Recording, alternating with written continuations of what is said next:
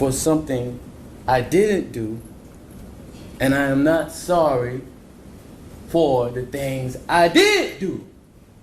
Mr. O'Neill, All right. listen, stop, stop, All right. listen to me. I'm not going to raise your voice again. I'm You're not going to gonna raise my your voice again. I'm not.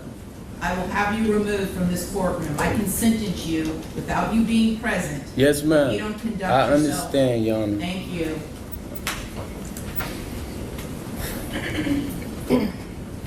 But I will say, I'm sorry for your loss. 19 years I've been at this job. I've seen human beings killed at the hands of others in every way imaginable. You name it, I've seen it. Shootings, stabbings, drownings, suffocatings, blown apart by cars, some DUI manslaughter cases, horrible things. This is the worst case I have ever seen as far as the facts go.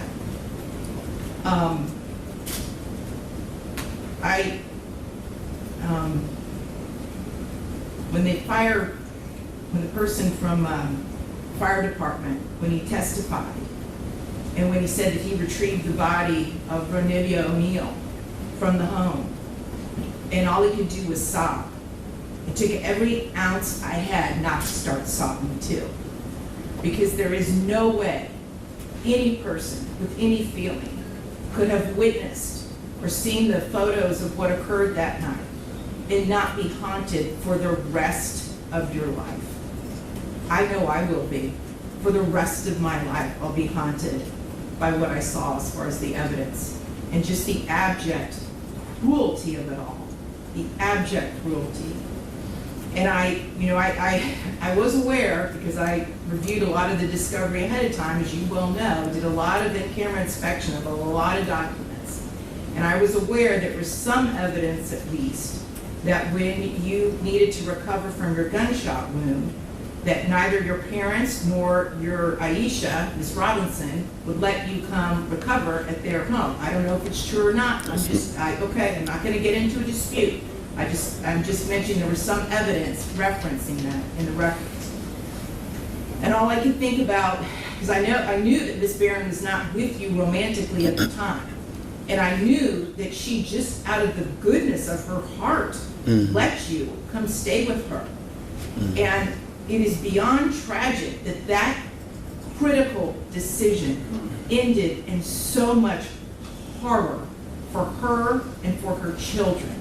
It is unspeakably cruel what happened as a result of that one decision. The way that Ms. Barron died was horrific, and that 911 call, which captured truly all of it. You heard, and everyone who's heard that 911 call heard a death scream. If anybody ever wants to know what it sounds like before a human being dies, knowing that their death is imminent, that's exactly what it is.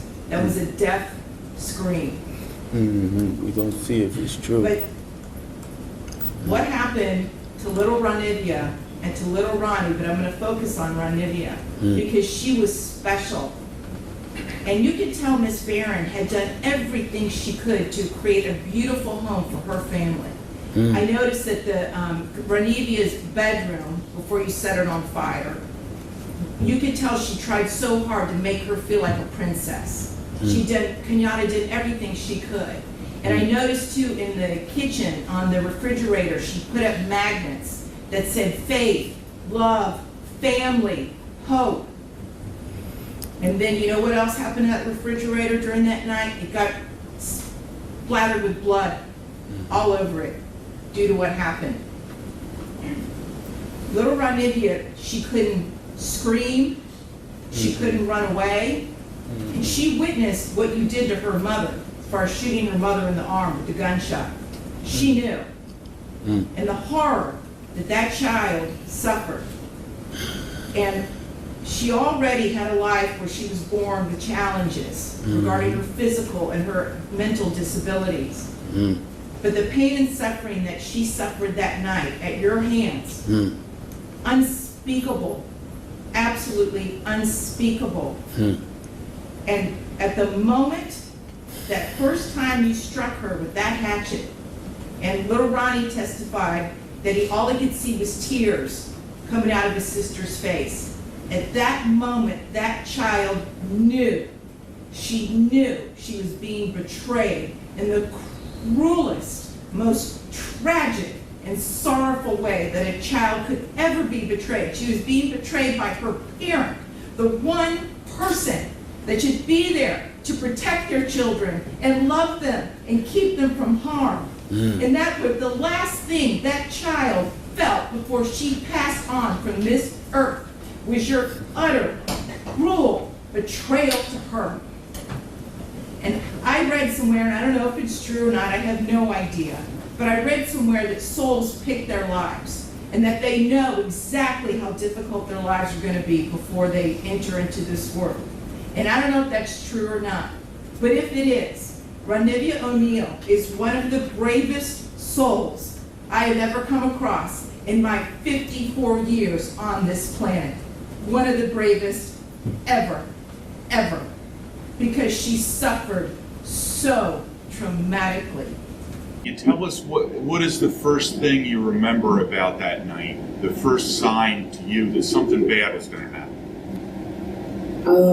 Basically, I was sitting in my room and I saw my mom and my dad arguing in their room.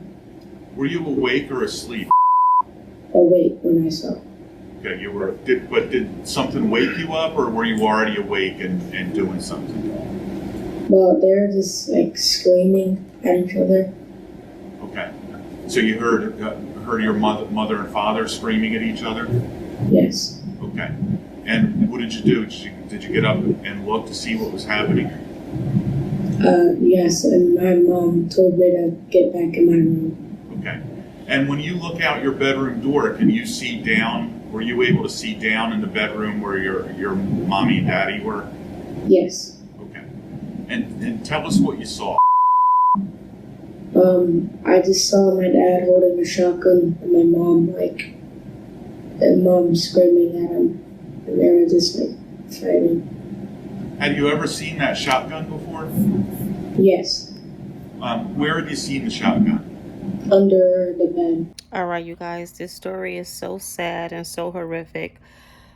Just to sum it all up, even though you just seen all that, but apparently he got shot and his father wouldn't let him stay at the home, or another family member didn't let him stay at the home. So the woman he used to be with allowed him to come and stay at her home. Even though they wasn't together, she just was being nice to him. Sometimes we women just be a little bit too nice, and we have to really watch that. But he was angry because he wanted them to convert to Islam or Islamic. And I suppose the mother really wasn't having that. So they argued because this is not what she wanted. And I think I just seen somewhere where the daughter was 3 and she, or maybe older, I don't know, but she couldn't speak. She had cerebral palsy and she also had autism. So I believe she was somewhat wheelchair bound. And this baby boy that's 8, he watched his demon father take his family life. And the audacity of this demon to represent himself, to try to cross-examine his son. Lord, when I tell you we are walking in these days, we definitely just have to stay prayed up. We just have to keep this baby boy in our prayers, that God continue to be with him. It's just sad, but yeah. All right, guys.